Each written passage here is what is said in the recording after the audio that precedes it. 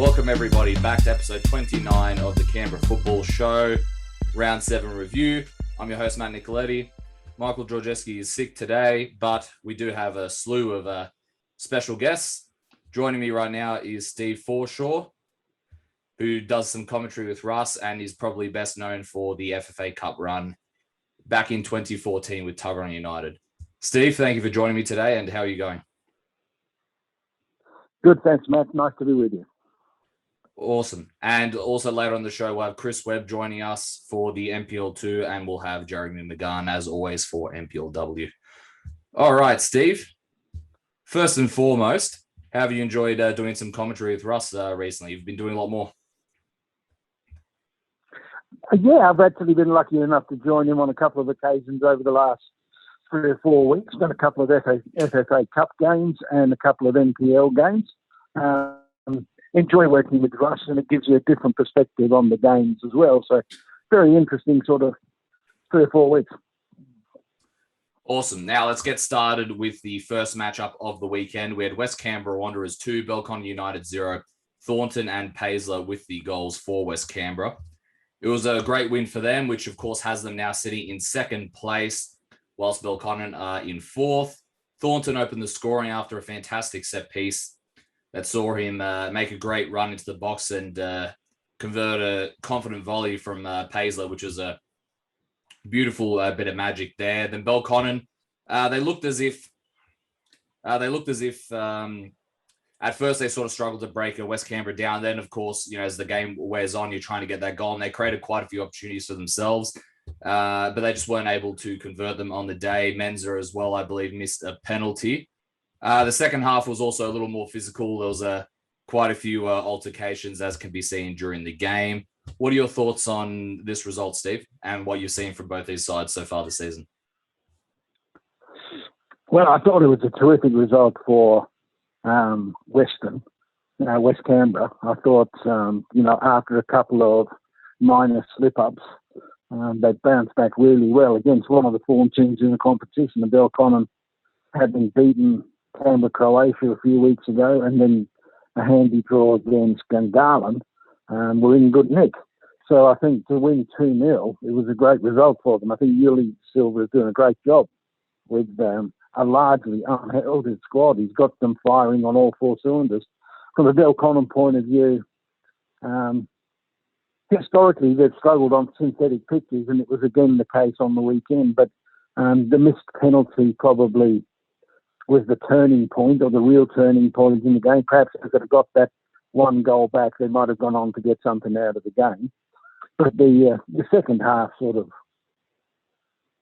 degenerated into a sort of middly battle, and the football wasn't high quality. There was lots of free kicks, interruptions to the game, and a little bit of petulance from the players, which spoiled it as a spectacle. But in the end, 3 good points for Western.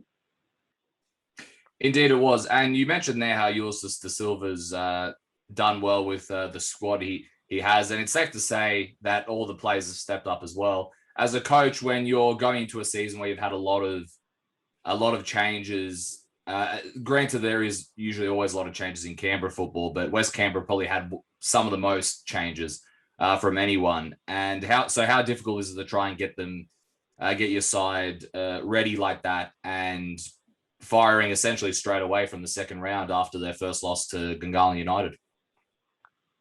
Yeah, well, I mean, if you looked at their pre-season, I mean, they got knocked out of the FFA Cup by an NPL2 team, and I'm sure Yoogali was a little concerned at that stage that they weren't coming together as he would have liked.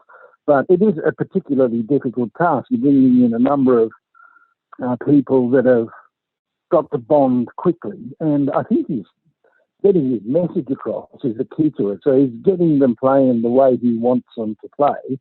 That allows the players to focus on that particular aspect of the game. So they don't have to carry any baggage. They don't have to worry about anything else. But are they getting the game plan right? And that helps to bring them together. And of course, if you can get a few good results along the way, it can only help. And they've done that. So they've had an accelerated process, if you like, to get to where they are. They bonded really well. They're coming together as a very strong unit. They work hard for each other, so they've got a good team ethic. So I can't see any reason why they shouldn't continue to have success this season. All right, and on to the next matchup, which you called with Russ. Canberra Olympic 1, Tuggeranong United 1. Yoogali and Bunel with the goals for their respective sides. Yoogali started off the scoring really early in the third minute with a fantastic diving header. And then Chris Ray also scored a header, but that was disallowed due to offside. It's safe to say that the return of Nick Forst and Ollie Wiedeke helped Olympic, not only defensively, but also the leadership that they bring to that squad. And in classic Tuggies fashion in the second half, they came out all guns blazing and tried to get back in the matchup like we've seen quite a few times this season. A bit of a scrappy goal for Bunel's goal coming off his thigh, but you take those opportunities as soon as you get it. And then they also had there was a bit of a scrappy altercation, which was a disallowed goal as it was called for a free kick for Olympic. Like I said, Steve, you commentated on this one with Russ. What did you think of how the match played out? It was a bit of a grind. I mean, two teams that are just struggling a little bit for form. Olympic, I think, had only got one draw in the last four, and that was their best result over the last month. And Tuggeranong had played 3 draws in a row before the game on the weekend, now 4. So the game sort of reflected where those teams were at in terms of form. But there were patches of some really good football. Our Heggie goal was a cracker. It was a really good header, well-worked free corner, and he got on the end of it, and he made his run from the near post, bent his run to the back post to get on the end of the cross. So it's obviously something they've worked on at training. And Tuggeranong in the second half, as you suggest, Matt, came out and were much, much better than they had been in the first half and got themselves back into the game with a little bit of a scrappy goal. And then really got on top, and they were then let down by, again, some petulant behaviour by some of the players, resulting in a red card to one of their central defenders, and that changed the momentum back towards Olympic.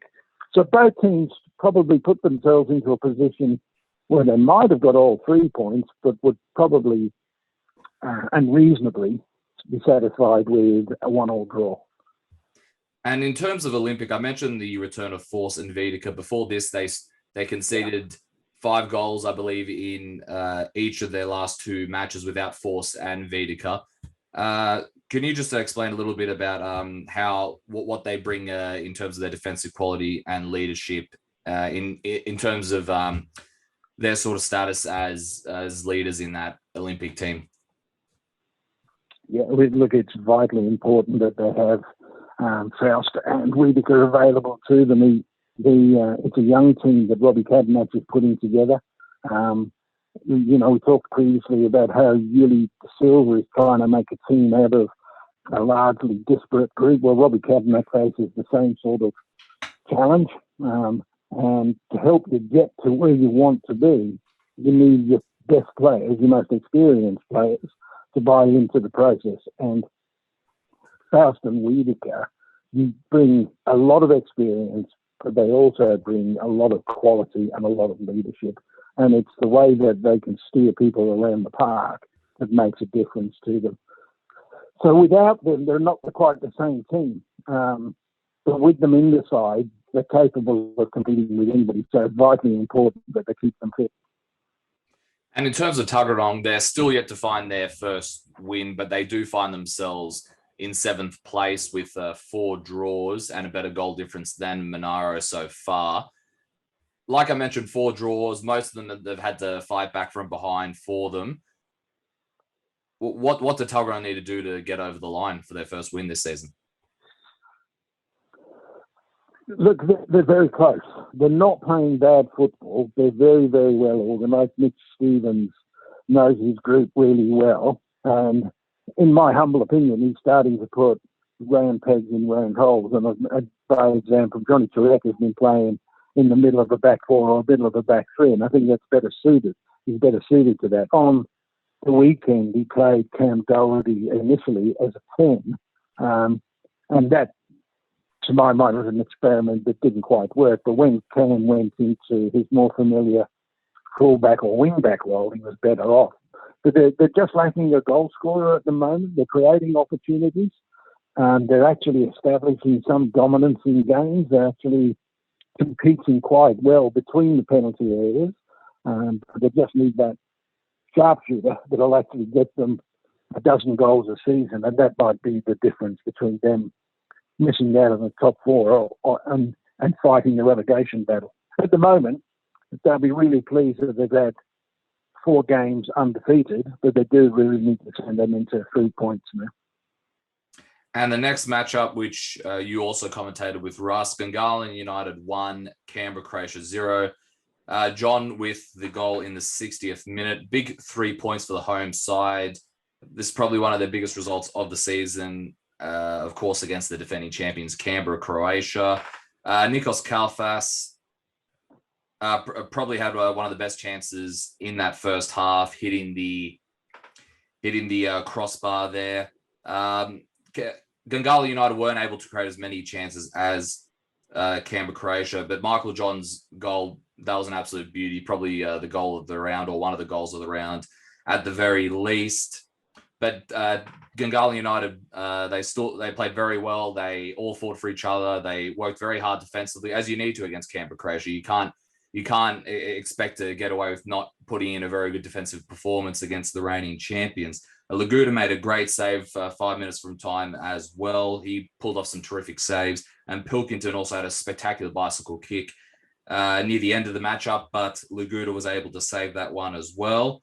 And then, of course, there was a bit of a bust-up at the end of the matchup, with both sides sort of getting involved in that. It's never good to see, but it's a bit hard to ignore, as it was straight after the final whistle and all over the camera. And also Bernabeu Madrid and Ethan Stamatis were both out for Gunners. Bernabeu Madrid suffered a knock on Friday, so that was sort of a late decision. And Ethan Stamatis is out until he gets cleared from his concussion from that 50-50 challenge he had against Belconnen United the week before. Steve, a lot to unpack in this one. What did you make of how the game played out? Look, I was really impressed with the Gunners' defensive efforts. They would have come into this game as slight underdogs, there's no doubt about it. And I think we've got to bear in mind as well that Canberra Croatia might have had one eye on the FFA Cup semi-final against Monaro this coming Wednesday.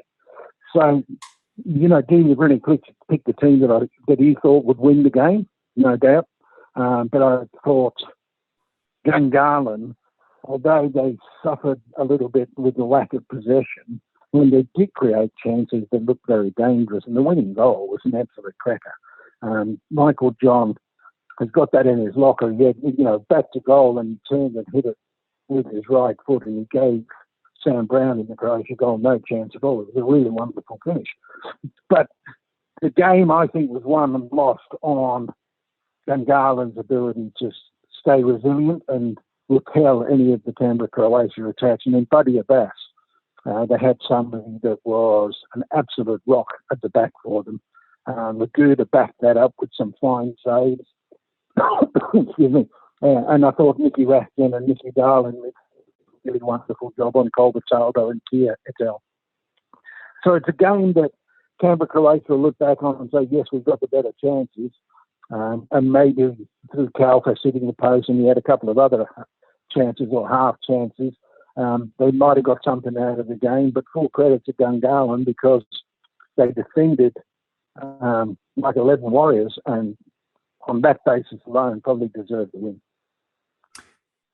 And in terms of Gungahlin United, it's safe to say they probably haven't been as consistent as they would have liked so far this season. But when they put on a great performance like today with their defensive performance, or their second half performances against Belconnen and especially Olympic, I still say like that second half performance against Olympic is still one of the best halves I've seen any side play so far this season. So for Marcel Munoz, obviously it's not hard when you've got obviously it's hard when you have players like Jack Green out for the rest of the season. You sort of need to revolve a different sort of setup. But how would you try and put it all together for, a full 90 minutes, sort of like they did today, but going forward throughout the season?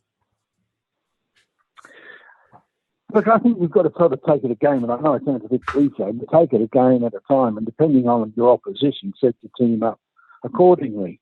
I think Marcel looked at what he was facing on Saturday and said, we're going to have to defend well, we're going to spend a lot of time in this game without the ball, and we're going to have to be well organised and disciplined, and the players carried out his game plan really, really well. They still posed a threat going forward, and when you consider that they lost the creative abilities of Bernardo Madrid, and they've lost Jack Green, who both in defence and going forward is one of their quality players, or, it would walk into any side in the competition. They're actually doing it on a bare bones squad, in effect, but they're doing it really well. And Marcel Munoz, over the last 2 or 3 seasons, has shown that he can get a team to play a very attractive brand of football. He hasn't sacrificed those principles, but he's certainly made them harder to beat. And in my opinion, that's the way to go. And with Canberra, Croatia heading into Tigers for the weekend, probably not the result they would have liked, but they did create enough chances to get a result for themselves. Yes, they did. Kalfas had chances, a little bit unlucky when he hit the post. Jason McGinnick, when he came on, forced a good save out of Laguda, tipped it around the post for a corner. They did create chances, and they will, because they've got such high quality across the park. And you've still got the likes of Thomas James to join the squad. So they're looking okay. They've had an inconsistent start. I'm sure Dean would looked at it and thought, we need to be, losing 2 or 3 games in the first 7 is not the way they would have planned it. But nonetheless, after 7 games, they're in striking distance of where they want to be, and they can certainly kick on from there. And it really is a matter now of how they handle the game on Sunday, the game on Wednesday, and then the game against Tigers. They're backing up 3 games in a week. Never easy to do when you're part-timers, but he's got a strong squad. He's got a lot of depth. He's suffering a little bit through injury. I think Nicky Bobolis is injured. And I think he's suffering a little bit because some of his better players are just a little below par at the moment. Daniel Cole-Petado was quiet on the weekend, but I don't expect that he'll be quiet for much longer. And once he hits his stats, they become a better side going forward. So I don't think there's anything for Canberra, Croatia to be particularly concerned about at this stage. But it hasn't gone exactly according to plan either. And Tuggeranong United and Gungahlin play that catch-up match from a few rounds back. They're playing that on Wednesday as well at the AIS. On to the last matchup of the round. Tigers 3, Monaro Panthers 1 over at Nijong in Cooma. Popovic with 2 goals, Golevsky with another goal, and Calabria once again with a goal for Monaro Panthers. Tigers cemented themselves at the top of the league standings with this victory over Monaro, who hadn't lost in their previous 2 games as well, heading into this one. Popovic opened the scoring after great work by Jay Kelly down that left-hand side to pick out his teammate. Frank Keisha, of course, wasn't there for this one. He hasn't been well. Hopefully he's doing better now. Monaro Panthers did get themselves back in the contest with a great free kick from Calabria himself. Monaro Panthers had their chance to go ahead, though, when McLaughlin struck the post, and Golevsky scored that final goal for the Tigers. Thoughts on this result, Steve, over at Nijong? I believe this is Tigers' first match at Nijong since round 1. So, yeah, I mean, I only saw this game on TV, but really good result for Tigers on the back of a strong performance. Kelly was really, really good, certainly in the first half. He gave the Monaro defence a torrid old time, and Popovic has continued his good goal-scoring form. Tigers, I think, are probably the form team at the moment in the competition. And Monaro, although suffering a little bit because of injury and absence, they put out quite a strong side on the weekend and might have expected to do a little bit better, but they've sort of the results over the first 7 games of the comp haven't gone Monaro's way, and they'll be looking to turn a corner quickly. And they might have thought they'd done that when they beat Gungahlin a couple of weeks ago. But 3-1, and it was a comfortable victory in the end for Tigers, and put them on the top of the league. And unfortunately for Monaro, they're propping the table up at the moment. Yeah, and Calabria once again stepped up for his side. How pivotal has he been over the last couple of weeks? He's been lethal, hasn't he? I mean, he's a goal-scoring machine. A couple against Tuggeranong, both from set pieces, if I recall, and then another one on the weekend where he sort of blasted one over the wall and into the back end. I think Jacob Cole, when he looks at that again, will probably think he should have done better in terms of making the save. But nonetheless, on target, you give yourselves a chance. And from left back, Josh Calabria scored 3 in his last 2 games. It was a pretty good effort. And it's perhaps an example that some of these more illustrious forward players could follow, because that's what they're lacking at the moment. That Dominici got a couple against Gungahlin, but he isn't scoring on a regular basis, as he can. And as soon as he does hit his straps, and Queanbeyan as well, who played on the weekend, as soon as they start finding the back of the net, then Monaro can look forward to a brighter future. And Tigers have been on quite a roll heading into this one.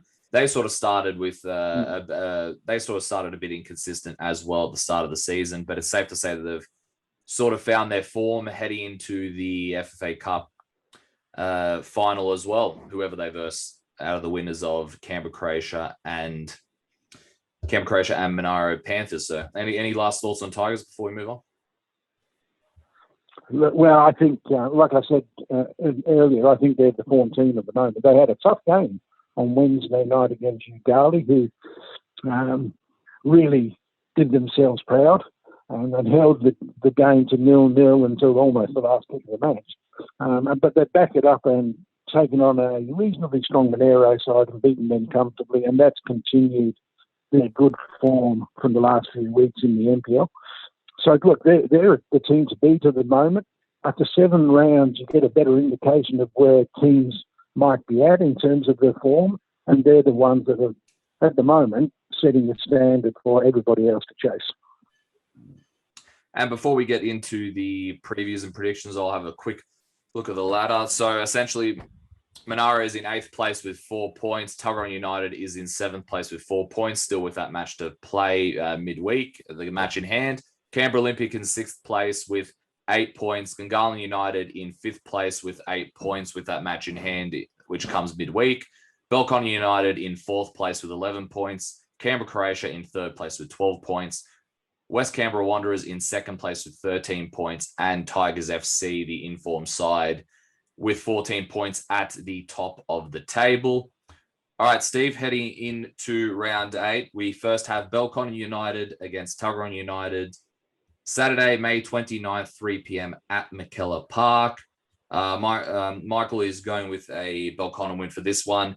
It's a difficult one to see how this one's going to play out. Belconnen will be raring to go, though, after their loss against West Canberra. I'm going to go for a Belconnen one here, but I think it's going to be a very tight matchup. How do you see this one playing out, Steve? Look, I mean, if you were a betting man, you'd probably go the draw, given the form that Tuggeranong bring to the game. I think Belconnen and McKellar are a different outfit, taking them away from the synthetic, taking them away from smaller ground at Canberra and putting them onto the bigger pitch at McKellar, I think suits Belconnen. But I'm not prepared to write Tuggeranong off at this stage, and I think it could well be a draw, a score draw. All right. And next up, we have Canberra Olympic, Monaro Panthers, Saturday, May 29th, 3 p.m. at O'Connor Enclose. Michael's saying a draw for this one. I'm going to say a draw as well. This is always a tight match, but we did see what the score was at the start of the season between these two. Of course, in the reverse fixture, Canberra Olympic won 4-1, I believe. Monaro have improved, though, in that time. They've improved defensively, with the likes of Sam Rossbarken as well in midfield to sort of help track those runners. That's what they were missing when they played Olympic in that first leg. I think Monaro will step up for this one. I'm going to go with the draw. How do you see this one playing out, Steve? Yeah, look, I agree. It's a very hard one to predict. You've also got the complicating factor that Monaro have a tough game on Wednesday night. Should they get beaten in that, psychologically, it might just create another problem for them. If they were to be beaten heavily by Canberra, Croatia in a semi-final, then they've got to back up on the weekend, and it's a difficult task. I'm going to plump for an Olympic win, but in a very, very close one. It could go either way. It certainly could. Next up, Gungahlin United, West Canberra Wanderers, Sunday, May 30th, 3 p.m. AIS Grassfields 2. Michael says West Canberra for this one.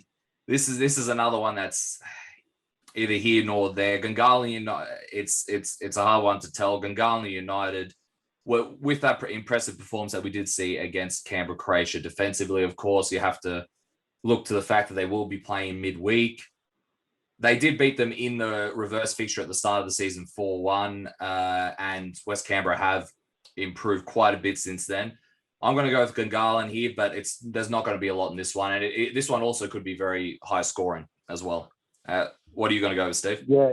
You take your life in your own hands, don't you, trying to predict this season's competition? We just do it for a bit of fun. Yeah. Look, I think the fact that Gungahlin have got to play midweek will probably have an impact on the weekend's game. So I'm going to just suggest that Weston can shade it in a close one, 3-2. All right, next up, Canberra, Croatia, Tigers FC, Sunday, May 30th, 3 p.m. at Deakin Stadium. Michael's going with the Canberra, Croatia win for this one. I'm pretty sure I went with this one last time and I was wrong, but Canberra, Croatia, I'm sure would definitely be looking to bounce back, and Tigers are in much better form than they started this season. Of course, the start of the season, Canberra, Croatia won 3-0 against Tigers. I'm going to sit on the fence with this one and go with a draw. How about you, Steve? Look, I think I agree with you. I think this one has got two teams that are quite evenly matched. Tigers will be looking for a little bit of revenge after being beaten 3-0 in the first game home. They are in terrific form. Croatia do have to play in midweek. Look, I think a draw is probably a fair estimate. All right. That's us for NPL1 done this week. Steve, do you know which matches you're going to be doing this week to let everyone know for Bar TV with Russ? Oh, well, I don't know whether I'm actually doing anything on the weekend. I haven't spoken to Russ about it yet, but I think Bar TV are doing the Tuggeranong Belconnen game on Saturday, and I'm not sure about what's happening on Sunday. But as soon as Russ knows, or he lets me know, you put something up on Facebook for everybody to see. He certainly will, and you will be calling the FA Cup match midweek, I'm assuming, with Russ. Yes, I'm doing that one on Wednesday night, but he hasn't sort of mentioned. He might be sick of hearing my voice. He might be looking for a change of tune. So Wednesday night FA Cup semi-final, but beyond that, to be advised. All good. Well, thank you very much for joining me, Steve. I look forward to having you back on the show soon. Thanks, Matt. Been a pleasure. See you, mate. Thank you. Jérémy, welcome back to the show. NPLW segment now. Loving that jacket in the background, mate. Look, I had to pay you homage. You did it at the last game. I still don't know how Napoli didn't win against Verona, but Juventus is back in Champions League. So congratulations to you and your club, Matt. Look, it's not exactly a season to be proud of. Let's be honest. But hey, at least they're back in Champions League, because with the lack of funds without Champions League, they probably would have been set back about 3 years without it. So at the very least, at least Champions League is an achievement, because now at least they can try and build on it. And hopefully Zidane leaves Madrid and we get Zidane, but I'm probably living in fantasy land there. But anyway. He's leaving Madrid for sure. Who knows where he's going to land, but he's leaving Madrid for sure. Fingers crossed, Juve it is. All right, Jérémy, very busy weekend of NPLW as always. Let's start with Belconnen United against West Canberra Wanderers. We actually predicted this one correct, 1-1. Backhouse with the goal for Belconnen United. Stanbury with the goal for West Canberra Wanderers. Pretty close matchup at McKellar. Emma Stanbury's Wanderers, of course, came into this with fantastic form, and they had a really good chance to snag the victory with Sophia Chavera's shot. They hit the post, and they'll probably feel like coming out of it that they should have gotten the victory.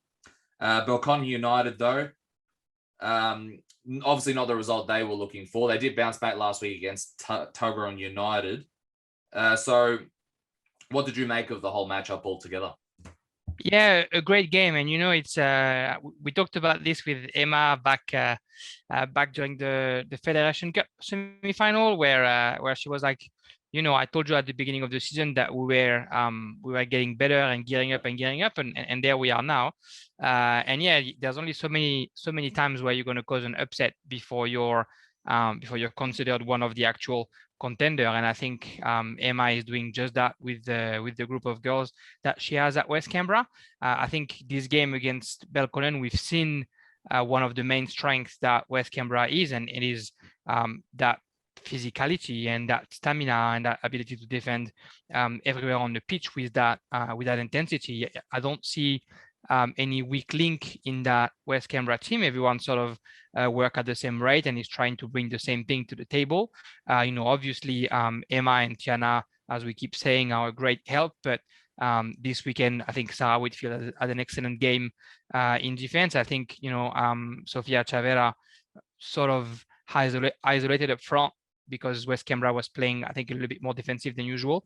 Did amazing chasing all the balls, and was a real problem for the back three at Belconnen. So kudos to West Canberra, because I think they really disrupted what the Belconnen game usually is and could have been. I think for Michael Zakowski, it's just a learning curve. It's easy. He is in his first year, and he's working out his group, and he's working out how his group reacts against different type of oppositions. That was the first time that they play a team that at first didn't really come out, and then slowly but surely decided to bring the ball a bit higher and cause then problem, I guess, at times a little bit everywhere on the pitch. I think what we've seen during that game, the thing that maybe could be a worry for Michael is maybe a bit of frustration at times for Belconnen, whether it was just the one game, and maybe there was a bit of chit chatter in the game, but there was a lot of fouls in that game, a lot of also, I guess what would look like frustrated fouls. So maybe the team, both teams, I guess, are building up, and both teams are trying to ramp up for the rest of the season and are trying to make sure they get along. It's going to be interesting to see how they travel for the second round, but I think that weekend result was sort of deserved. The draw. I think Belconnen, although didn't look as dangerous as maybe West Canberra has been, especially with that chance that Sofia Chavera had, Belconnen still had a lot of opportunities to end in the box. Mickey Thornton, Olivia Bamford find themselves in the box a couple of times. Bianca Kipton twice or three times. She drives the ball all the way into the box, and unfortunately just doesn't have enough power in there. Talia Backhouse a couple of times tried to be a little bit too selfless instead of taking her chance from inside the box. So they have the opportunities. They find themselves in the right position. Just maybe a bit of lack of confidence in the finishing, or maybe sometimes trying to do the right thing a little bit too much instead of being selfish and going for goal could be the difference in a game like this. But yeah, kudos to both teams to having fought the fight, and I think both teams had the chance to score the second goal. It's a shame for both that they couldn't in the end. And that was also great goal from Backhouse as well. Very fearless in going for that challenge with the head to get that header away. So in terms of West Canberra, of course, they're going to be facing Canberra, Croatia in the Fed Cup final. Does a result like this give them a lot more, not that they don't have a lot of confidence we've seen in the last however many weeks, but does this give them even more confidence that they can go and sort of upset Canberra, Croatia, knowing that they can do both sides of the ball? And more importantly, tactically, most of their plans have paid off so far in the last 5-6 matches against big opposition. Yeah, exactly. I think they're growing that confidence in self defensive right now against the biggest team. They hit Gungahlin 1-0 last week. This week they're able to keep Belconnen only one goal when the fire in front. And you're mentioning that goal from Talia Backhouse. She felt it perfectly and she pounced at the right time to put that header.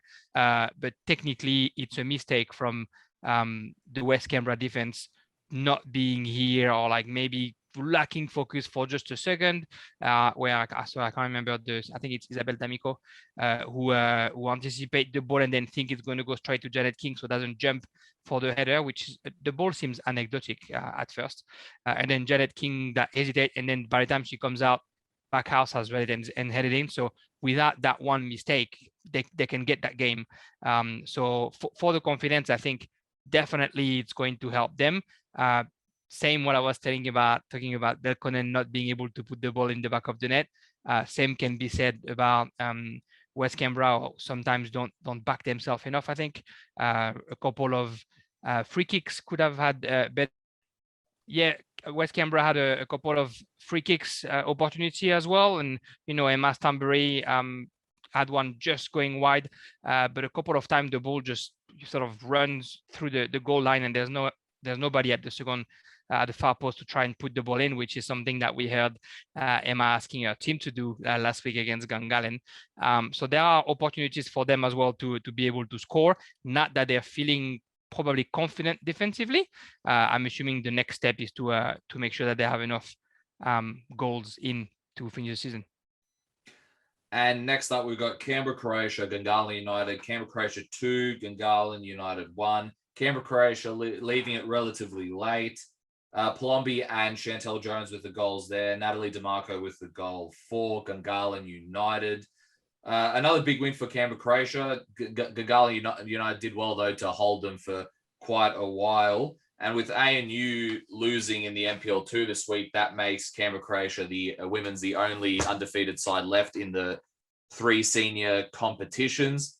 Unfortunate loss for Gungahlin United, because this does sort of stretch. This does leave them in 6th place and leaves them with a bit of a losing streak. Not that they've performed, badly, but unfortunately, that's what the results do show at the moment for them. So, what are your thoughts? What were your thoughts on this one, Jérémy, when you watched it back? Yeah, look, I think Gungahlin maybe deserved more. At least on their defensive form. They were impressive defensively. They really prevented Canberra, Croatia from playing their usual game. They played low, like they were dropping really low. In their last 30, whenever Canberra, Croatia had the ball, there was 7 or 8 players from Gungahlin between the ball and the goal. So whenever, Krista Hagen has a couple of volleys, same for Jamie Berkeley, Olivia Fogarty, there's always a foot, an ankle, a knee, a leg, something with a black shirt on the way to the ball. So Kaylee Tonini actually didn't have a lot of work to do because her defense was so dense in front of her, which is something that we hadn't seen until very, very late in the season last year. The ability that Diego Iglesias has to put his team in the right shape to defend against those big teams. At the end of the day, Canberra, Croatia does get the win again. And, it's kind of like last year when they were not really good at the beginning of the season, but we're getting the 3 points regardless. Yesterday, they played a good game. They just had a wall in front of them, and a wall that had the ability to actually get the ball up properly and to apply pressure organized and the right way for 90 minutes. So it was a bit hard. They got a couple of lucky breaks. The first goal, the penalty, even from Nick's point of view, it's a generous penalty given to Canberra, Croatia. I think Ruby Gambale, her hands are really close to her when the ball hits the arm, and the ref doesn't hesitate. So it's hard to start the game like this for Gungahlin. They're able to equalize on a little mistake by the Canberra, Croatia goalkeeper, because otherwise they don't have a lot more shot on target. I think, correct me if I'm wrong, anybody who's watching, but I feel like besides the goal from Natalie DeMarco, I think there's maybe one other shot on target from Gungahlin, which is not something that we're used to. There was some opportunities up front. There was some at times some opportunities on the wings, but until the last 20 minutes, Gungahlin just stayed back, absorbed the pressure, absorbed all the offense that Canberra Croatia was throwing at them, and made sure that maybe they were trying to tire Canberra Croatia so they could come out stronger at the end. When they did start to come out, they kind of like smothered the midfield of Canberra Croatia, which is again something that's hard to do. And that Gungahlin did really well. And at that point, when I was watching the game, I was thinking, oh, that's when maybe they could have scored the goal that would have put Canberra Croatia KO. Unfortunately, a ball is deflected. We talked about it offline, whether it was offside or not for Chantel Jones on that one. And the rule of the game said that apparently it's not offside in Australia. So I'm happy to hear that explanation. But yeah, Chantel Jones doesn't need a lot of opportunities, right? So if she's going to find herself alone in front of a goalkeeper that she knows very well because she trains her sometimes during the week, she had the wonderful calm and composure to just chip that ball on just over the shoulder of Kelly Tonini. It's something that unfortunately for Gungahlin they pay straight away when they make, I don't even know if it's a mistake, when they have two details in the game not going their way. That Canberra, which maybe is, what did you say, the luck of the champion. Canberra Croatia doesn't have that. When Gungahlin has an opportunity to score, there's no legs fast enough to be able to tap the ball in. On the other side, it works well for Canberra Croatia. So both teams had a very good game. I think we've seen what you should do to be able to keep Canberra Croatia quiet. Gungahlin has given a good opportunity to everyone to see what can be done. Obviously, Canberra Croatia was without Grace Gill, which she's not the only talented player in that team, of course, but we know how much she brings on the field when she's here. It's good that Nick Bozinic and his team can still get wins when they're not at the top of their form. It's what they did last year as well, and we know what that brought them. So it'll be interesting to see what they're going to do this weekend. And before we move on, Gungahlin being in sixth place, obviously there's still a lot of time to go in this season. They don't need a lot of wins to get back into that top four, but this is a bit of unfamiliar territory for them, and they haven't been on the best of streaks in that regard. What do you think Diego would be saying to the girls right now to get them back on track for next week? Well, I mean, that shows two things, right? Like you say, it's unusual to see Gungahlin in sixth place. It also tells us how exciting the NPLW is this season, having 6 teams that can contend for top 4 and having 6 teams that will contend for top 4 until the very end. I mean, Diego and his girls, they are not used to be in that position for the last 2-3 years, and they don't want to be in that position. And we've seen a little bit more aggressivity, a little bit more,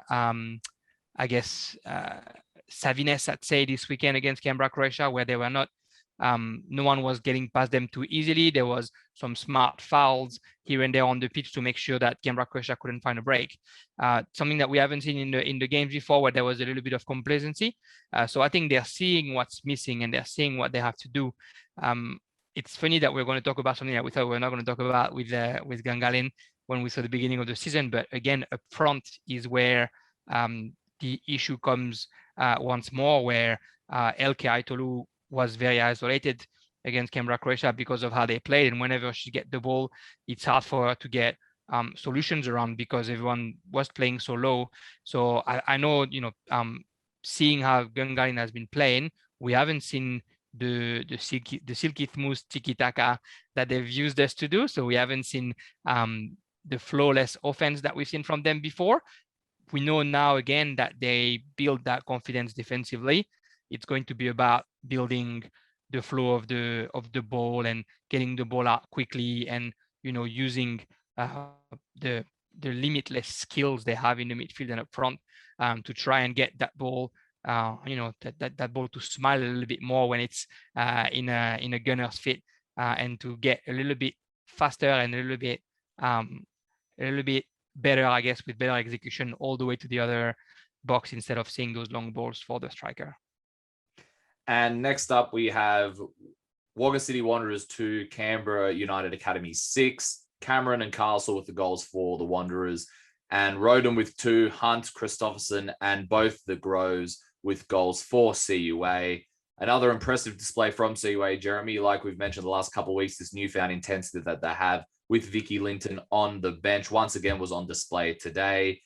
You can even tell just by the way they're winning the ball back in midfield and just in the middle of the park. Whenever they get a loose ball, immediately they're just using a lot more intensity, a lot more aggressiveness that we haven't really seen from we didn't see from Canberra United last year a lot of the time anyway.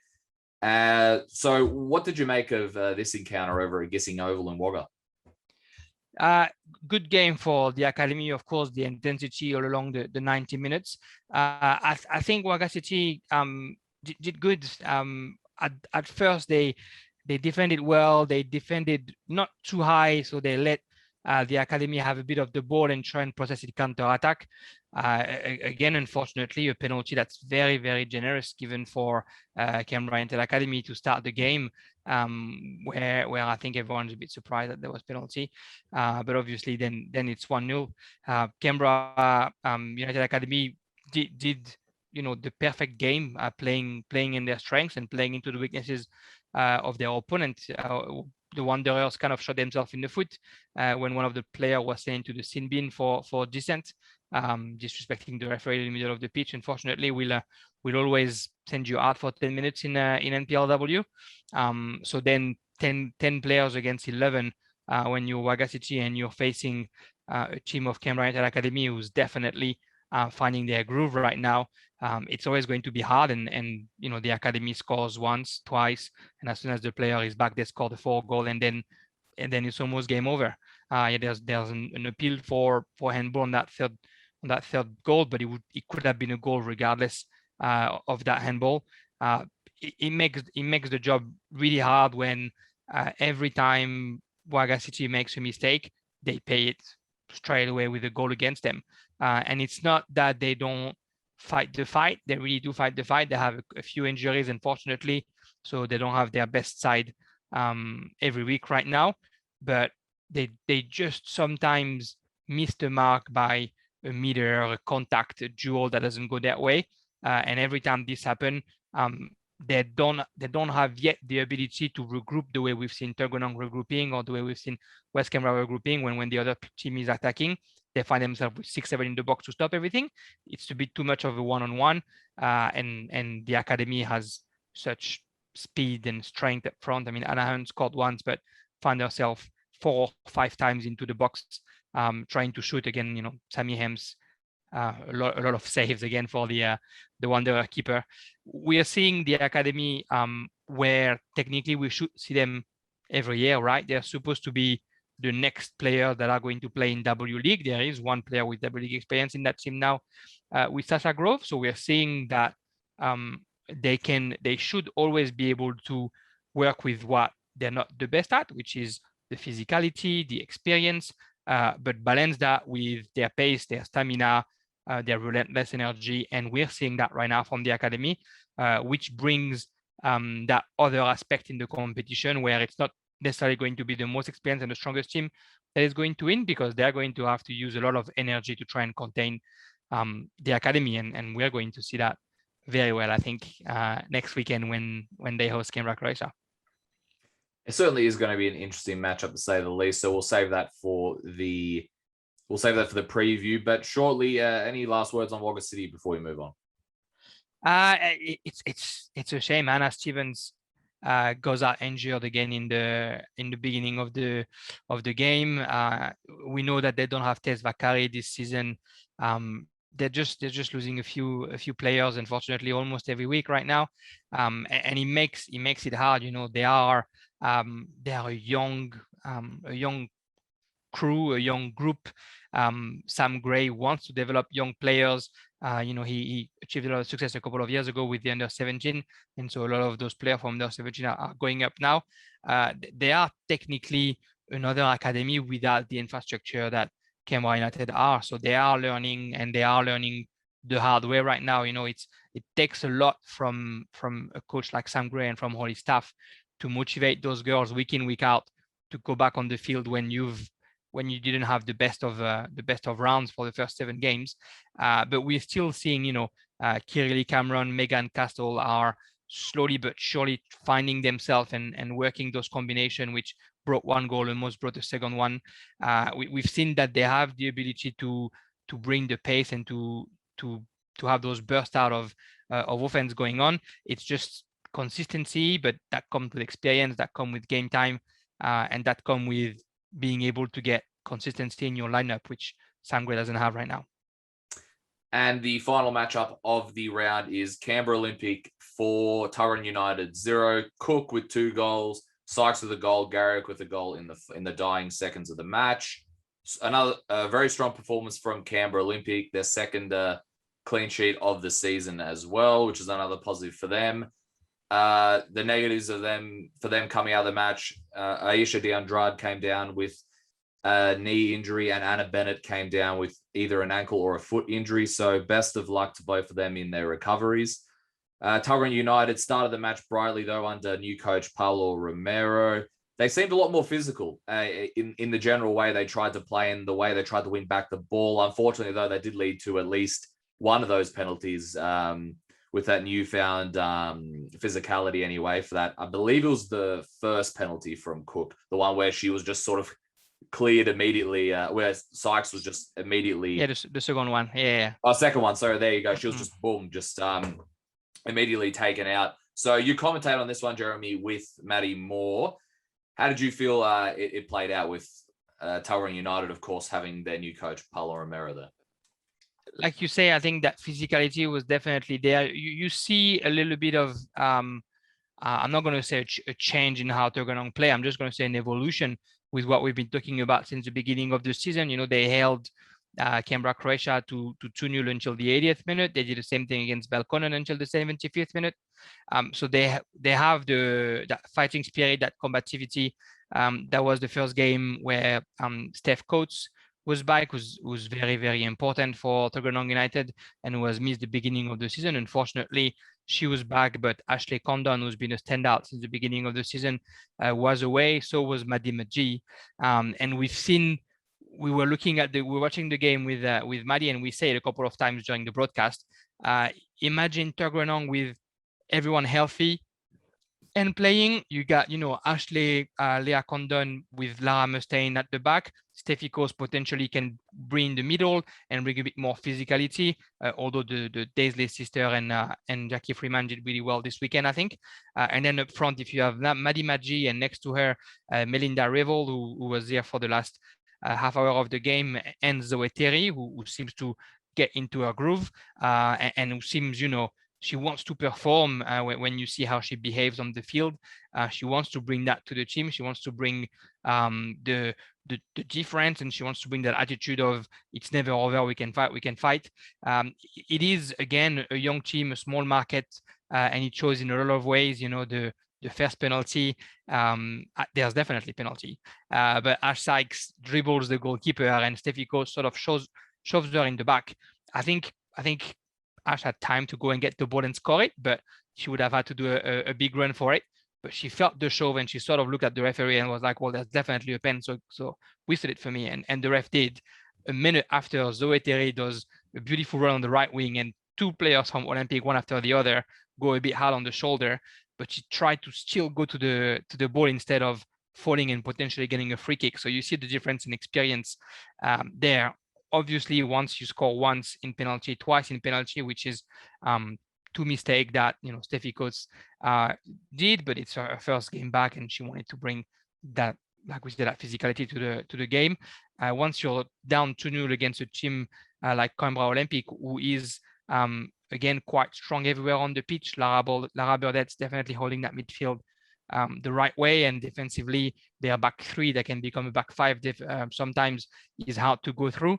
When in the second half, as soon as the second half starts, they get Heather Garriok in, who doesn't need to run 100 miles to have an impact on that team, because she talks to everyone, she replaces them. She's got magic in that left foot, and she's got to be in that right foot as well. We've seen it during the game. She gets into the game 4 minutes later. She gives an assist to Ash Sykes, and she was probably able to score 2 or 3 during the second half. She scored 1 at the very end. But there is a lot of talent in Canberra Olympic.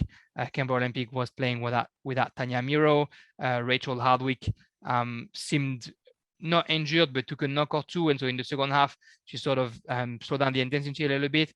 Anna van den Broek replaced Anna Bennett, but Anna van den Broek had played, I think, over a half in the reserve just before. So for a team that doesn't have a lot of depth like Canberra Olympic, they definitely make up for it with the talent, with the speed, with the way they use Ash Sykes, who's now had 9 goals, and all 9 of them are from like 5 meters away from the goal line or less. So she doesn't gamble. She takes chances when she knows they're going to go in the back of the net, and that's not a lot of teams do that. So if they play on their strength and if they keep going, no doubt that Nick Begg is going to be very, very happy come the end of the season. Yeah, and quickly on that before we move on, Olympic, there was that sort of period where they weren't getting the results they would have liked, but we were all constantly saying how well they played though. They were conceding a lot though. So how important is it for them to get like a second clean sheet, knowing that they know what they can do going forward? It was just a matter of just the way the draw was set out. They came up against the tougher teams. Do you think a couple of these good defensive performances, as well as putting away more goals, is going to sort of grow their confidence for when they have that exact same draw again in the coming 3 or so rounds?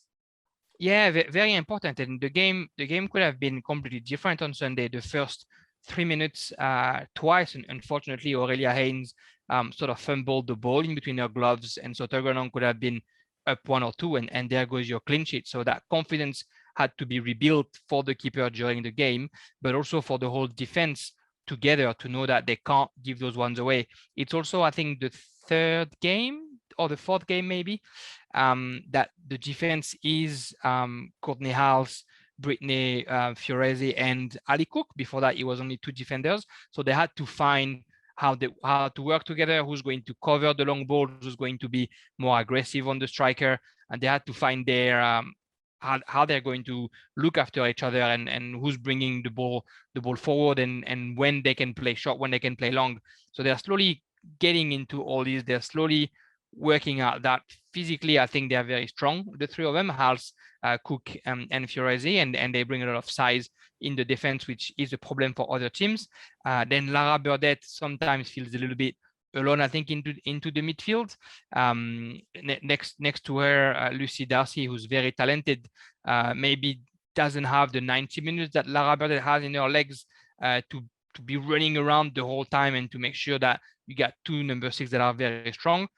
As soon as the ball goes higher than that, though, Rachel Hardwick, Ashley Sykes, Anna Bennett, unfortunately, was injured, Tanya Miro, they are forward players that are very good defensively, that disrupt a lot of the first ball going out. And if they do the job the right way, then it's so much easier for the girls behind, because we've seen it on this weekend. Tuggeranong was trying to play the short ball and losing the ball too quickly. So they went for the long ball, and it was, all day for those 3 behind. They want long balls all day. They're very happy to jump and head them away. So I think they are building themselves up, like we said many times, Olympic, and they are getting where we want them to get. We'll see when they face those big teams how they manage to keep that 3-5-2 in shape.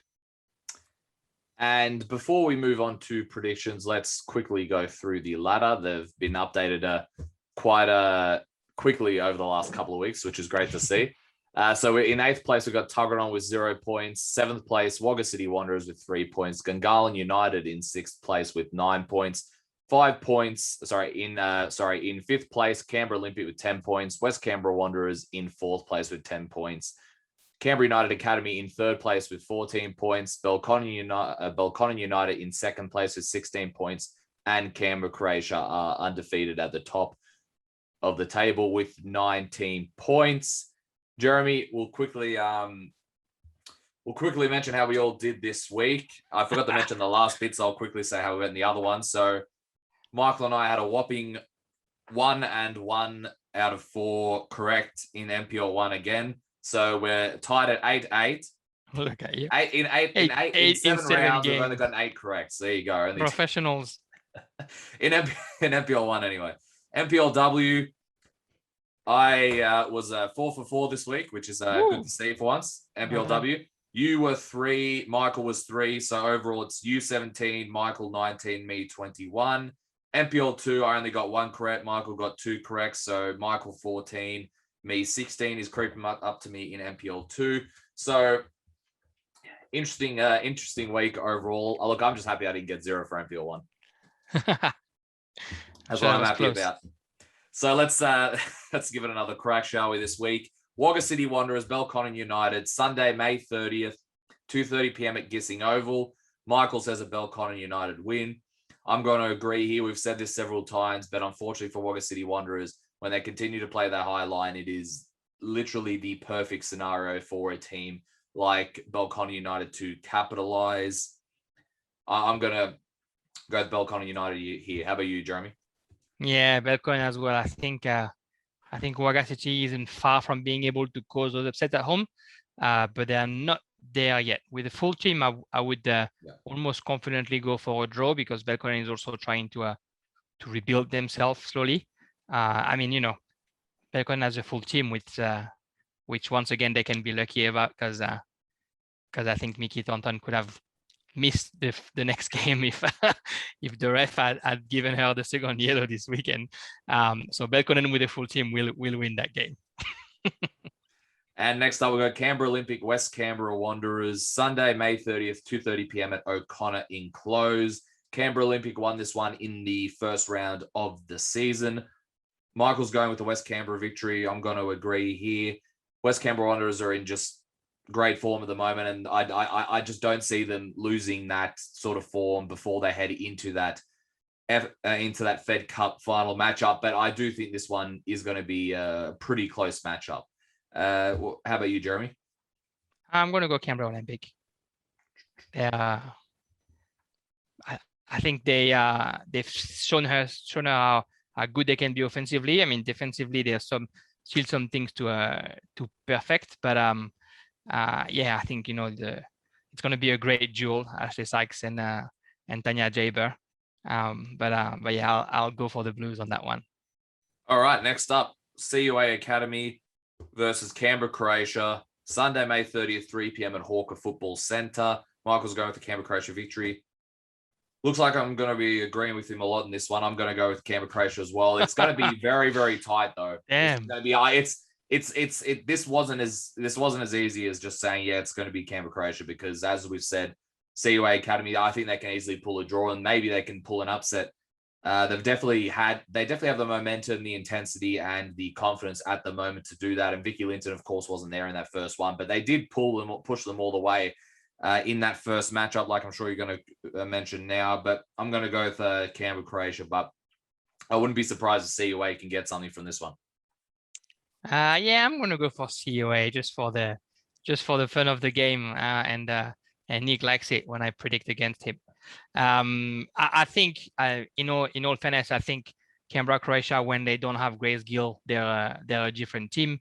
I think they played really well this weekend, but I think CUA is definitely coming stronger and stronger. They're going to play on Hawker, which is their home ground, which is not something that the Canberra, Croatia girls are used to.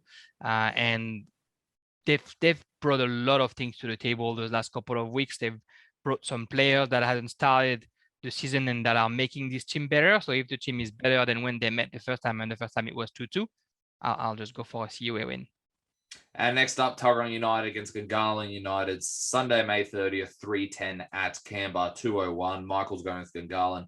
I'll go with Gungahlin here as well. Paulo Romero, new coach of Tuggeranong United, up against his old side, Gungahlin United. Yeah, Gungahlin are eventually going to bounce back. It's still going to take a little bit of time for Tuggeranong United to work things out. I don't think it's going to take too much longer, though, for them, in fairness. They've done pretty well in their previous matches, but I'm going to go with Gungahlin on this one. How about you, Jérémy? Yeah, I'll go for Gungahlin as well. I think Tuggeranong probably should be fully staffed this weekend. I think they have the squad playing, bar any injuries, of course.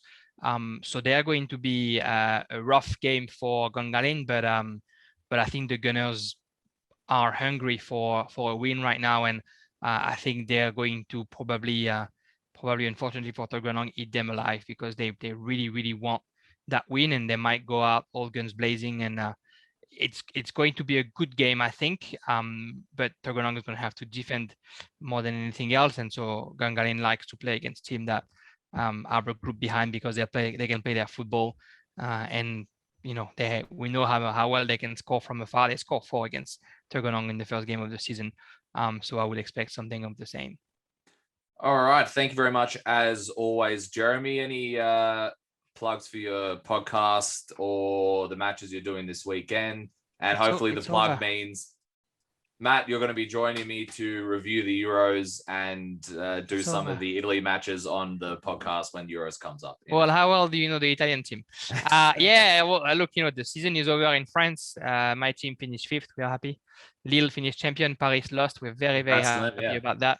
Yeah, I'll do the last episode of the podcast when it comes to Ligue 1 tonight probably, and then we'll focus on the Euro. Obviously, you're welcome to come to talk about Italy, because everyone can come and talk about any team for the Euro. Since France is going to win, I'm happy to have any guest on the pod. But yeah, I'm gonna focus a bit on the international football right now when we do this, and in the meantime, still the NPLW this weekend. Canberra, Croatia visiting CUA is going to be a very, very good game to call. That we're going to call together at Wagga, which is at 3:00, I think, instead of 4:20. Anyway, one or the other. So yeah, I'm looking forward to that game. I'm quite stoked to see how good the NPLW is this season, and the fact that even the teams that are technically less good are improving and are going to bring something to the table. It's going to be a long 21 rounds, and we are starting the second 21 games, and we're starting the second round right now. And I wouldn't be surprised to see some changes on the table again by the time we get to the end of that round. It certainly will be interesting. All right, Jérémy, thank you very much as always. And I'll see you this weekend for the matchup. For sure. Take care. Thanks, everyone. Thank you. All right, back with MPL2. I got another special guest today. He is the MPL2 guru, who I was told at the end of last season, not the start of last season, to talk to Chris Webb about everything MPL2. He wrote up the article with Russ Gibbs for the MPL2 preview this week, and he's been involved in the MPL2/Capital League when it was called that before for a very long time. Chris, thank you very much for joining me today. Happy to have you on the show. Thanks for having me.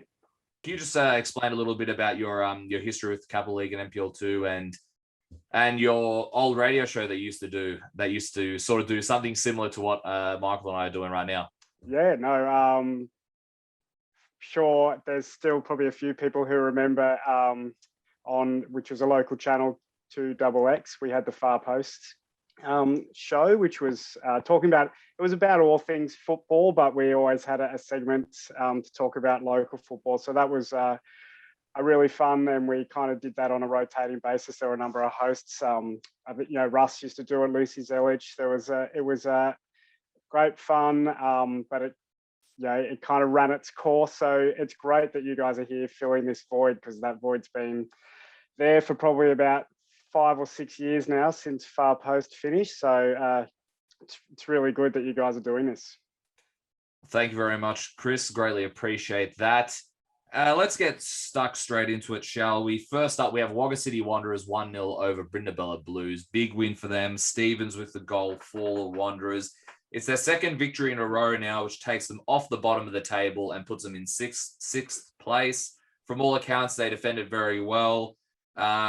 Stevens scored a terrific free kick as well, from what I heard, and Robert Fry was outstanding in goals. We saw that all last season as well, especially in that MPL2 final against Yoogali. Brindabella, though, did have quite a few chances. This seems to be the theme for them. At this point, they're probably going to be thinking, where's the luck that's going to go their way? They weren't able to capitalize their chances, and of course, Robert Fry was fantastic on the day. What did you think about this result, Webby? Look, I don't think it's that surprising. I think a lot of people were surprised, but Wagga have been playing quite well of late. I saw them against Weston and they went down, but they actually looked very good. They have been struggling with a lot of people out, but they do seem to be getting close to their full team back again. Obviously, this year was always going to be tough for them with, losing so many players from their grand final winning team last year. But they have started to put some of their better players on the park together. And so these results were inevitable, really. And I wouldn't be surprised if they actually start picking up some points off some of the bigger teams now. And in terms of Brindabella Blues, it from most of the reports I get, they're always in with a fighting chance. They create a lot of chances for whatever reason. Either it's the keeper or just hitting the post or something like that. They don't seem to be able to get these victories despite putting in the performances that will probably warrant either a victory or a draw. What do you think about Zoran Glavinić's side at the moment? Are they just void of some luck at the moment, or is it something? Look, I think so.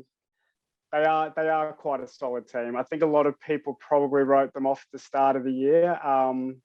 So you could tell from last year that they were getting better and better as the season went on last year. Obviously, it was a very young team, a number of players who had kind of skipped over 23s and come straight in from 18s to first grade.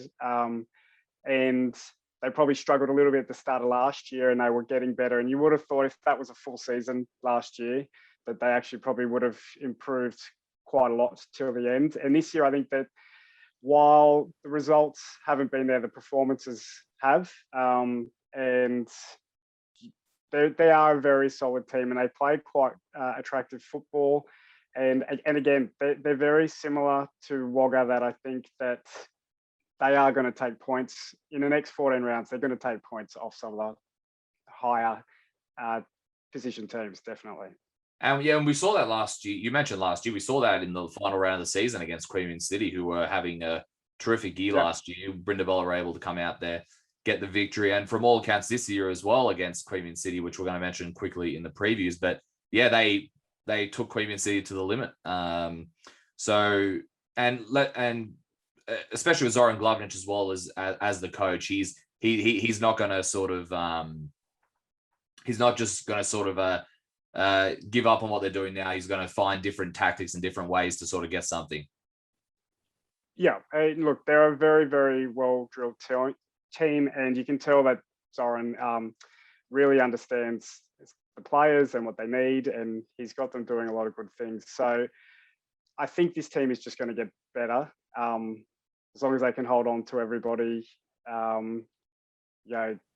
There's some exceptional talents in their team, so those kind of guys are probably going to be hard to hold on to come transfer season. Zoran will probably hate me for saying that, but if they can hold on to those guys and they can just keep improving, I really think that they can do some good things later on in the season. Guys like Dave Gurney are very, very strong in the middle, and their two strikers are very, very good. Curtis Schaefer gets a lot of the plaudits, but Zach Lawrence is a very, very quality player, and I think a lot of Curtis's goals are probably from a lot of the work that Zach's done up in that front line. So I think that they are destined to push up. I don't know whether top four is in the horizon, but it's a funny little season. We're only 7 games in, and the top four is not actually out of the reach of anybody at the moment.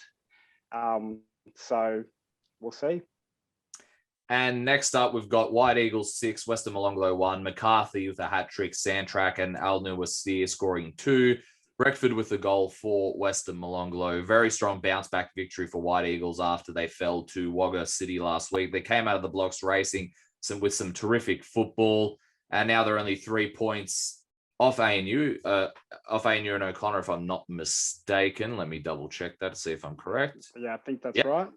Awesome. And yeah, in terms of Western Molonglo, though, didn't start off very well, but when I saw you at the matchup, you'll tell me how they actually got quite a few really good opportunities before the end of the half. They are struggling with some injuries, though, Western, and that can sort of be could be shown by the starting lineup, where you had Ashley Blount that was playing in centre back instead of in midfield, where he's been pivotal recently as just one of the as just one of the changes that have needed to be made due to injuries. What do you make of this result? Look, I think it was a deserved result, that's for sure. White Eagles played some of the best football that I've seen this year, especially in the first half, which is interesting. First half was only 2-0, but they really, their ball movement was fantastic.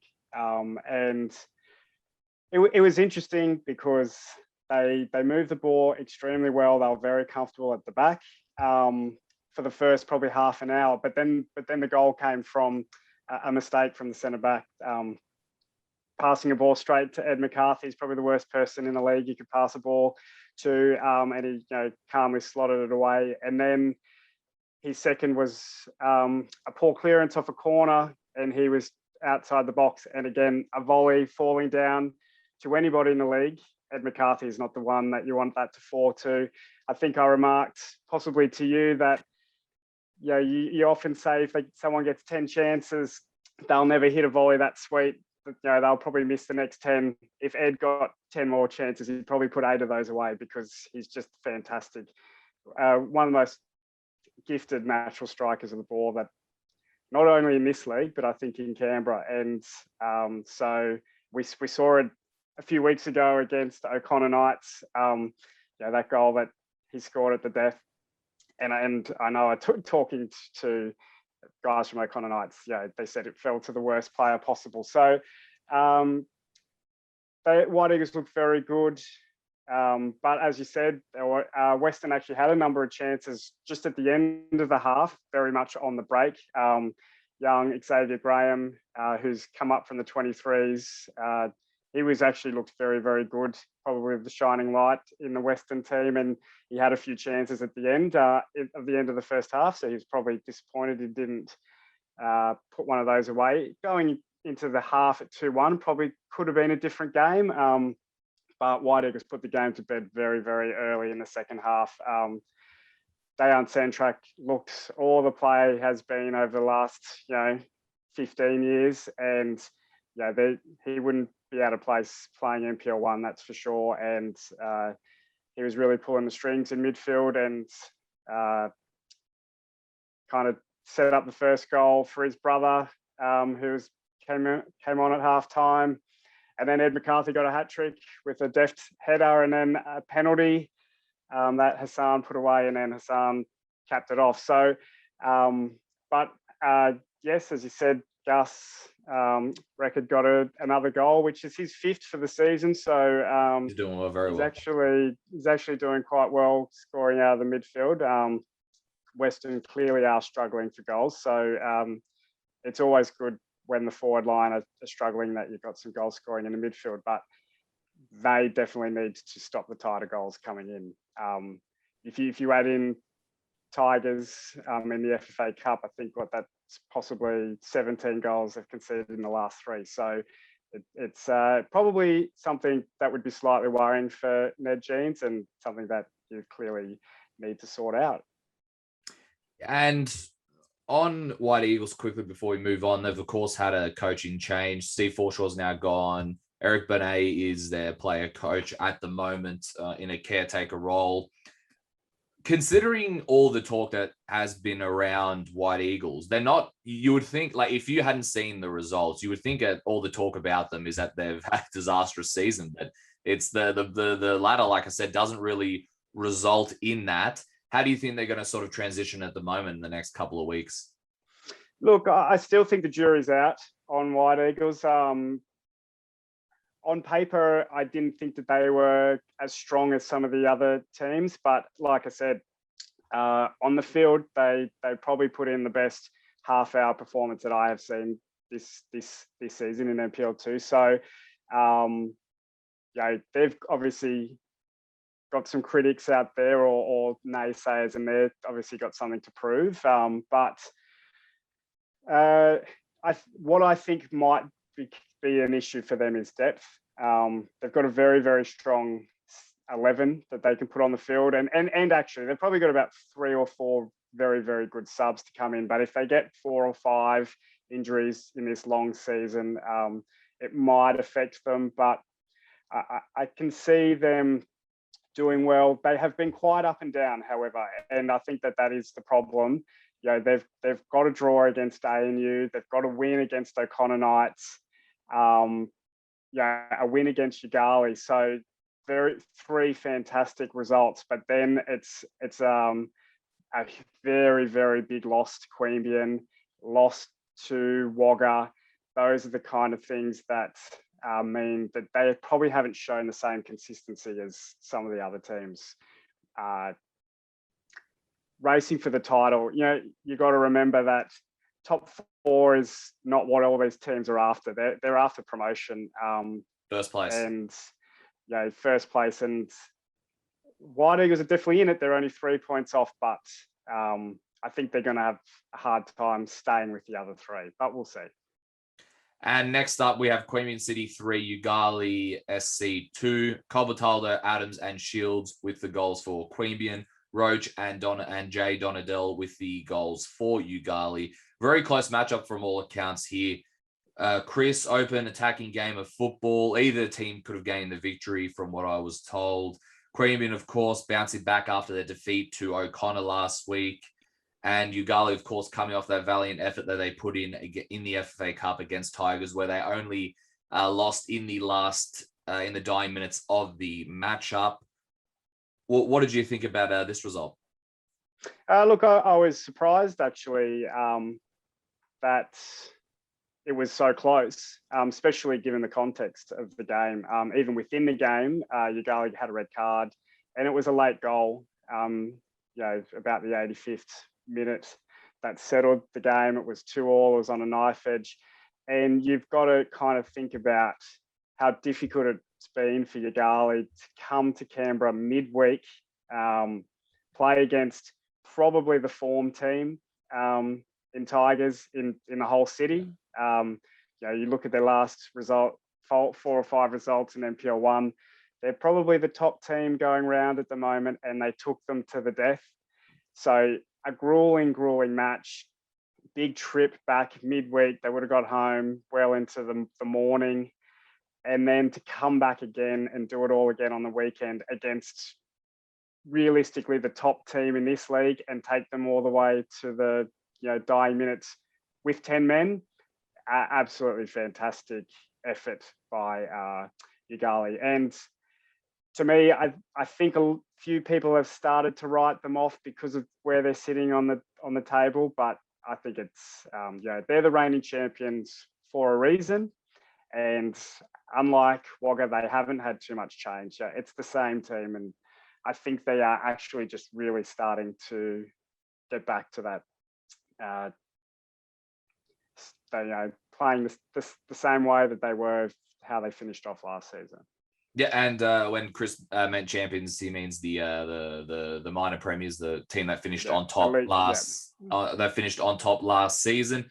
Yeah, look, Yoogali, they were definitely one of the best teams last year. They were absolutely fantastic. Just the way they played that final against Wagga was tremendous. I guess what their issue has sort of been traveling. So this was probably one of their best traveling performances, probably in that regard. In the league, I'm not talking about the FA Cup here. They've put in some great ones in the FA Cup. This is probably one of their best ones in terms of performances in that regard. So they're going to be drawing off that 100%. They're very strong at home, bar that loss to ANU.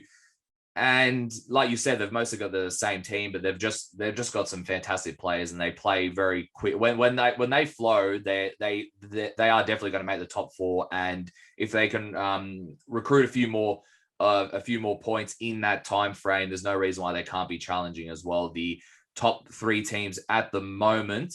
A quick question about Queanbeyan City though. There's of course they've got the Wilkes in. A lot of money behind them at the moment. A lot of recruitment from a lot of players from NPL1 like Keita and Shields. Shields has found the back of the net the last couple of weeks, which of course I said this on the show. It's not that Shields hasn't been playing well, but when you got a player like Shields, who's been one of the top players in Canberra for ages, the first thing they're going to point out is when they don't score, which I think I said that about Dominici as well before he had that great game against Gungahlin United. The best players in Canberra, once they're not scoring people, the best strikers, immediately people are going to say that they haven't. But the last couple of matches, Shields has really shown his quality, and it was only a matter of time before he's going to start scoring goals. He's been one of the best goal scorers in Canberra for a long time in that regard. So expectations, obviously, of Queanbeyan, like a lot of clubs, are for promotion. How do you think they're going to go in that regard? I'm not asking for a prediction about who's going to go up, but are they going to be sort of putting in the sort of performances they did against White Eagles? How consistent do you see them being over the course of the season? Yeah, look, I think Queanbeyan have probably been the biggest riddle so far. And look, they are 1 point off top of the table, and they've got a goal difference of plus 16. 3 better than the next team. So it's not bad in any way, but I think expectations were so high. Some of us were expecting them not to drop a point for 21 weeks. So, they've already lost 2, and it just shows that this is a tough league, and you can't just walk through it by just buying a few names. You've really got to get the team working together. But while I said White Eagles probably put in the best kind of 30-minute spell that I've seen, I would say that Queanbeyan's probably, from all the games that I've watched, Queanbeyan's probably been the team that's impressed me the most. When they were on, they really looked on, and they looked so dangerous. Michael Adams is just a fantastic footballer. And I'm actually surprised he hasn't scored more goals than he has at the moment. I think he's got 5, which is fantastic after 7 games, but such is how I rate him that I would have thought he might have even be around the 10 mark by now. So, and he's not even a striker. He kind of plays in that 10 position, floating between the lines, but he's so dangerous when he picks up the ball. So they just have so many weapons that I think it's difficult to shut them all down, and someone's always going to step up, and that's kind of how the great teams work. If Shields doesn't score, then Hassan scores, or Goran scores. It's just how they work. So to me at this point, if I was a betting man, I still would probably have them as favourites to win the league, but they have definitely got a battle on their hands. Certainly going to be an interesting last 14 matches. Now, our last match of the round, probably the result of the round in terms of considering where ANU was sitting. They were undefeated before this match. O'Connor Knights 1-0, Kresic with the goal. I was at this one, and it was a pretty close and cagey affair, as we could all assume. I said last week, even though both were in good form, I said form can go out of the window for this one. This sort of matchup, as you would know from being around this league for a while, form in the ANU O'Connor is always goes out the window. It's always close, it's always cagey. One of them could be on top, the other could be on the bottom, and vice versa, and you would still get just as close and a cagey affair. O'Connor defended very, very well. From what I saw, they didn't have a lot of opportunities, but when they did get the opportunity, they made the best opportunity. They made the most of it. So probably going forward, ANU looked the better side. They created the better chances on the majority.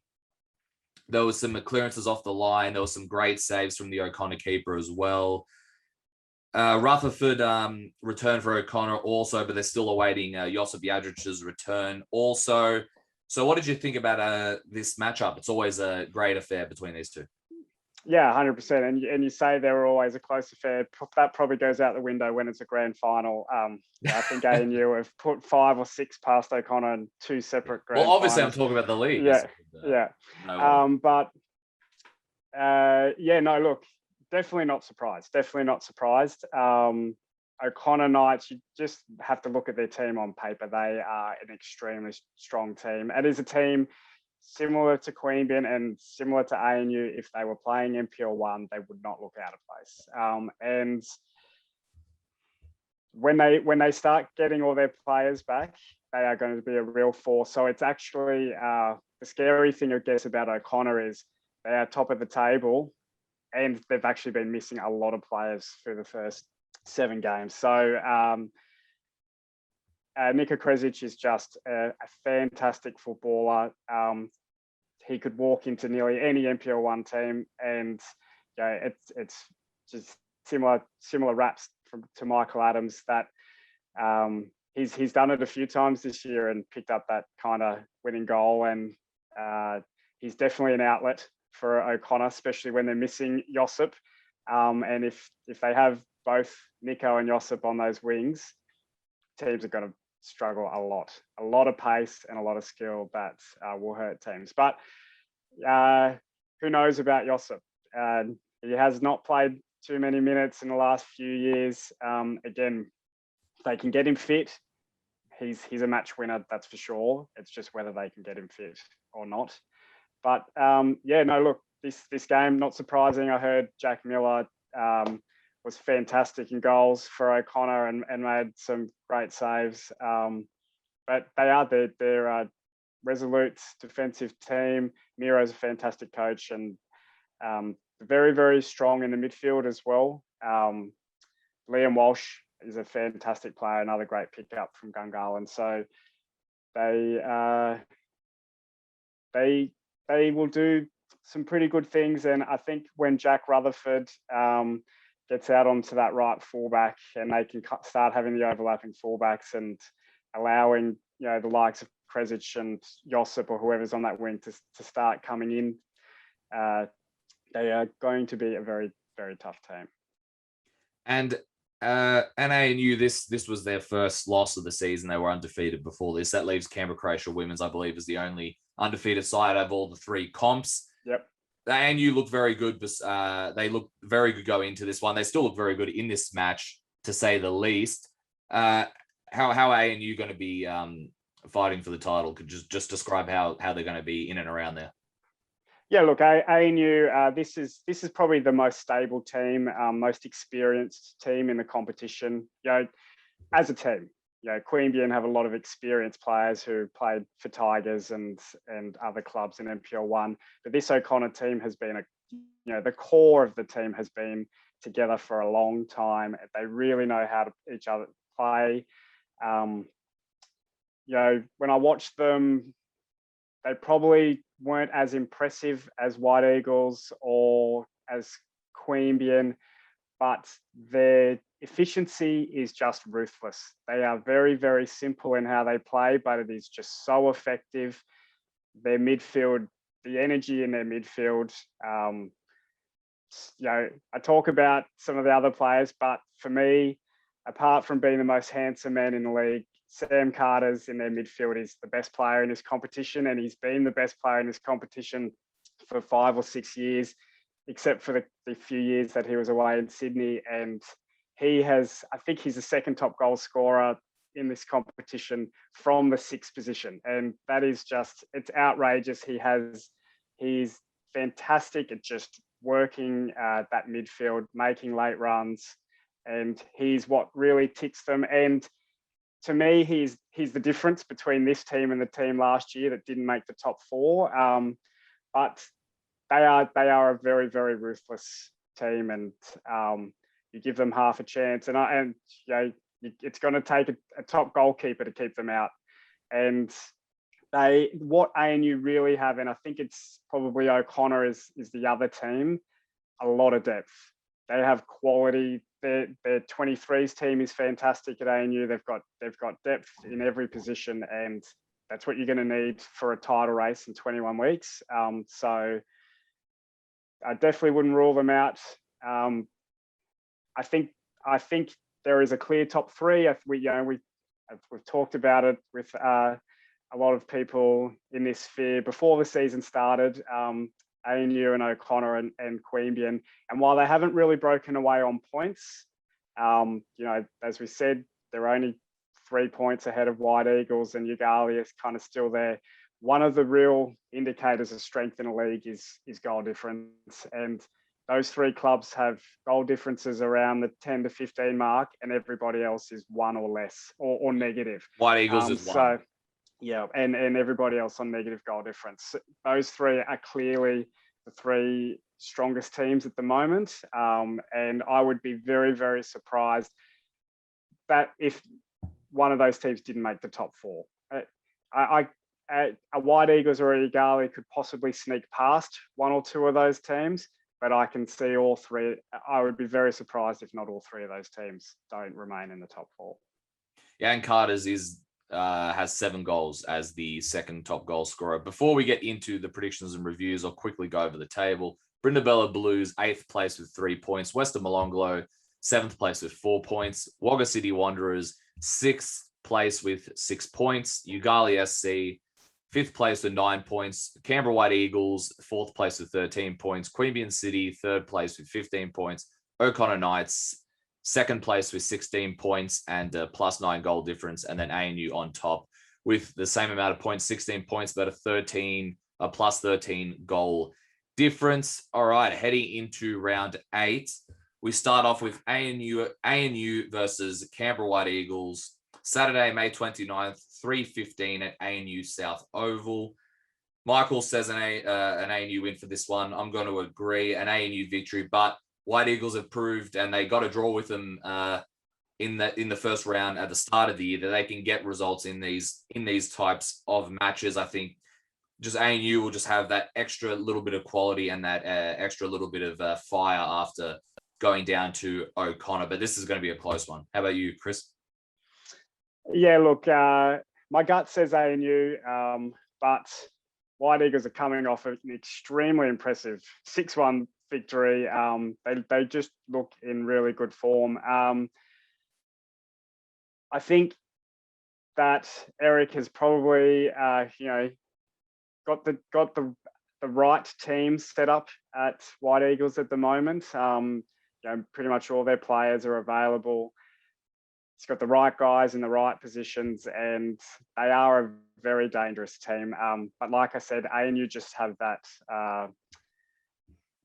ruthless simplicity that it's very hard to go against this ANU side. Now, whether that loss has kind of rocked them, but they're not the kind of guys that really get rocked. They're just a hard-working team that really will just get back focused on the next game. It was a draw last time. I think from all reports I heard, White Eagles were potentially the better side in that game. So who knows? But look, I'd probably side towards ANU, but by saying that, I'm sure White Eagles going to win now. That's what happens to us every weekend with that NPL1 anyway.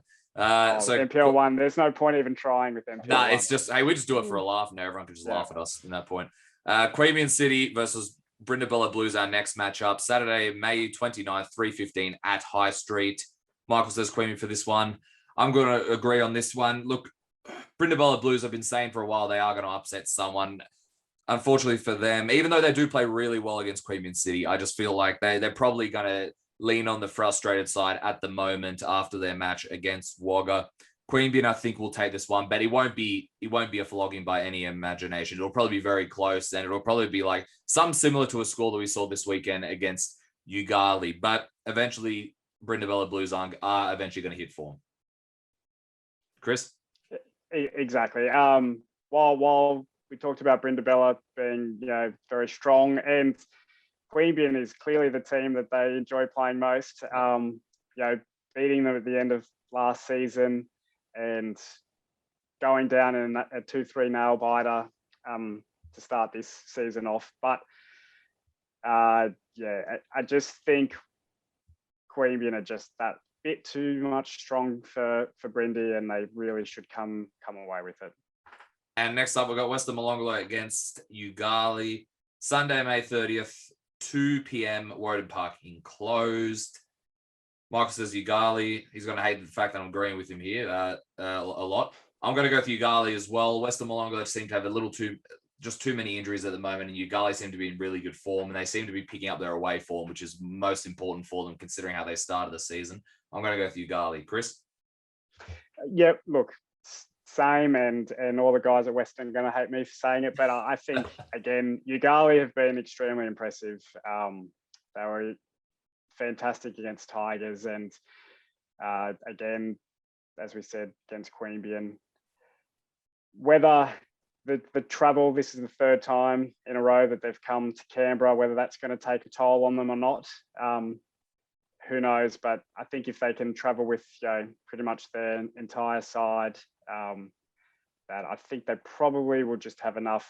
As we kind of started off, Western are just that little bit wounded at the moment. They've got an injury list that is just racking up, and coming off some big losses, it would be very hard to turn that around straight away against a team that's as in form as Yoogali. But they had a very, very close match out in Griffith to start the season off. So Yoogali only kind of just pipped them with the odd goal in that match. So again, I wouldn't be surprised if there were another result, but I wouldn't be surprised in any of these games for any of the results. But look, I'll go for Yoogali. And last up, O'Connor Knights versus Wagga City Wanderers. Sunday, May 30th, 3 p.m. at Queanbeyan enclosed. Despite Wagga City Wanderers' good form recently, and definitely their confidence boost with 100%, that would be O'Connor Knights just looking really good form at the moment, and they're only going to get better. I'm going to go with O'Connor Knights here. How about you, Chris? Same. Everyone's agreeing like this we said. There we go. Yeah. Yeah, and this is what the round is. It's the close to the top four versus the bottom four. You know, the ANU White Eagles game kind of being the exception to that. So while anything can happen, they're probably the likely choices for this round. All right, that wraps us up for NPL2. Chris, thank you very much for joining me today. I hope to have you on again soon. Any last words before we wrap up today? No, look, thanks again for having me. I'd probably just a shout out, a bit rude of me, to my 2XX hosts that I used to host with, you know, Cesar Martinez and Dan Higgins and Ben Gregg. You know, we'll have to get the crew back together. 100%. That's great to hear. And that's about it for us today. Thank you very much. Episode 29, round 7 review. That's the first full round of matches in all 3 competitions. We head into the second round of fixtures for this one. It's going to be another interesting weekend as always. Thank you very much and have a good night.